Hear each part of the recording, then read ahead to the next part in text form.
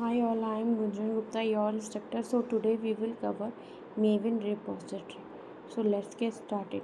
A Maven Repository is a directory of packed jar files, okay, with pom.xml. Maven dependencies search for dependencies in a repository. So there are three types of Maven repository: local, central, and remote. Okay. Maven search for dependencies in the following order.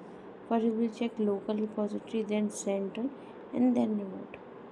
Will be the sequence, okay? And if it is not found in all three, then it will throw an error, okay? So, Maven local repository. Maven local repository is stored in your local machine in .m2 folder, okay? Like C user, your user, whatever you have, and then .2. If this file you can see, then just try to show the hidden file, then you will find, okay? Now for example, they have given dot, and here we have a repository. This is our local repository, okay? And we can change the location of Maven local by changing the setting of .xml file that is located in this path, okay?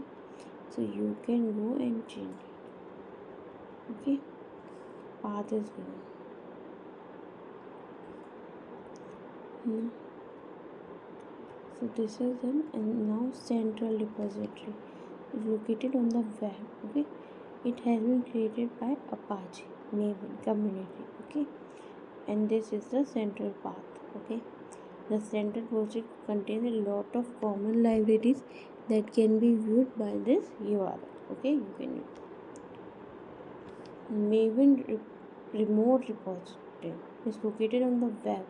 Most of the library can be missing from the central, such as JBoss library. So it is there, okay? And like here we use this type only, okay? So like this you write your dependencies, okay? So all official site is there. Here you can see all the dependencies, okay? So you can go through this, okay? All the three I have covered today: Maven repository, local, central, and remote. So you can go through this. Thank you for watching my video.